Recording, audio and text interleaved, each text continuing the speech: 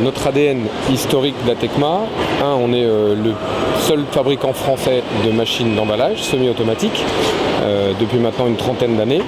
On fait à la fois des plateaux tournants, des bras tournants, tous les systèmes qui permettent de répondre à tous les domaines d'activité, agroalimentaire, pharma, cosmétique, logistique, industrie.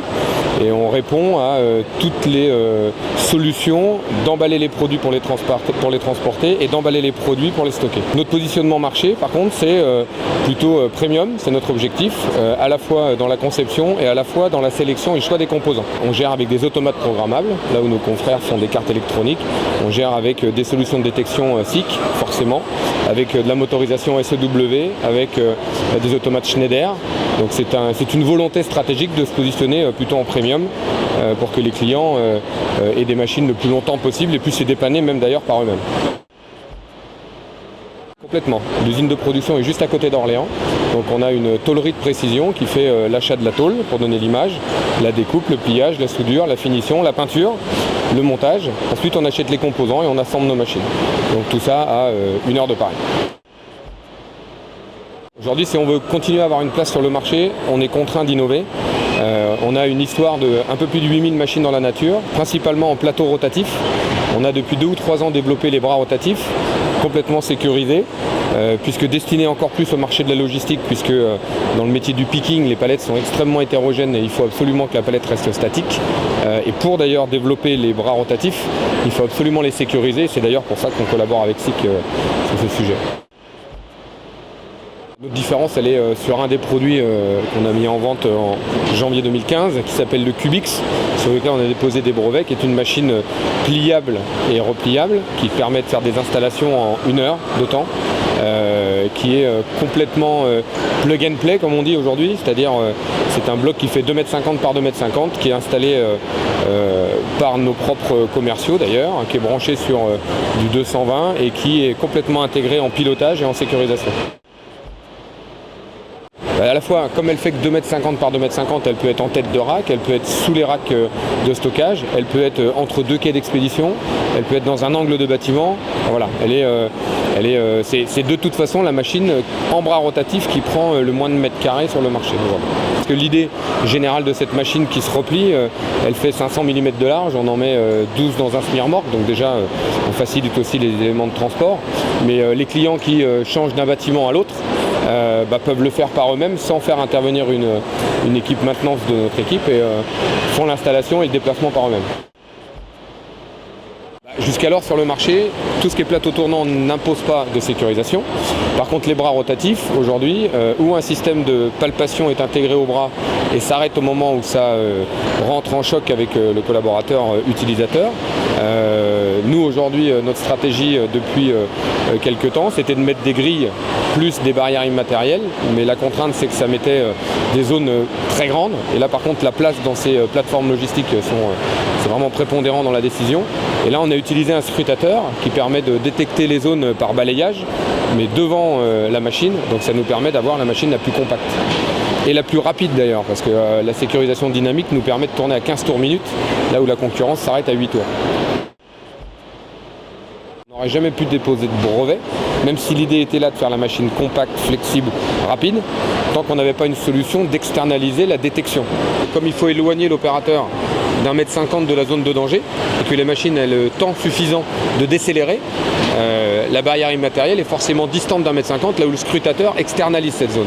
Donc ça nous permet d'être vraiment extrêmement compact tout en garantissant la sécurité.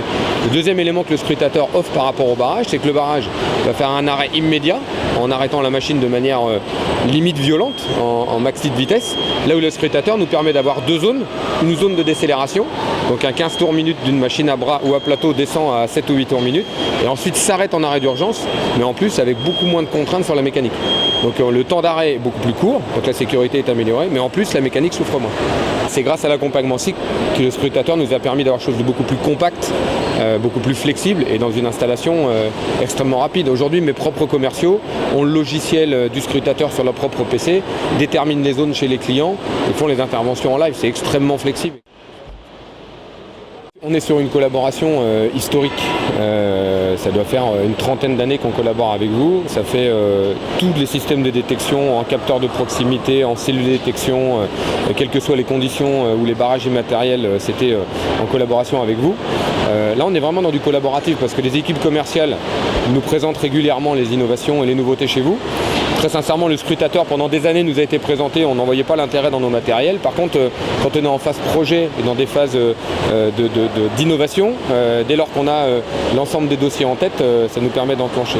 Il y a des avant-projets de normes qui disent qu'à terme, les machines d'emballage, probablement, on serait contraint de réduire les vitesses de rotation pour les risques de chute de colis ou pour éloigner les personnels de la zone de danger. Donc on a l'impression qu'il faudra de plus en plus sécuriser les machines pour garder les vitesses et donc la productivité. Et là, c'est pour ça qu'on s'est tourné d'ailleurs vers SICK avec tous les systèmes de détection que vous avez permettant de répondre aux besoins. Donc tous les travaux qui ont été réalisés avec vos équipes et les nôtres nous ont permis d'amener cette solution où on pense qu'à terme, toutes les machines seront sécurisées. On est de plus en plus dans des rendez-vous qui sont plutôt des groupes de travail avec nos propres clients. Autour de la table, on a non seulement des experts de la sécurité, des experts de l'ergonomie, des gens qui vont s'occuper de la productivité. On sent que plus ça va aller, plus les machines vont devoir être intelligentes. Et d'ailleurs, le brevet qu'on a déposé sur le Cubic, c'était machine intelligente déployable.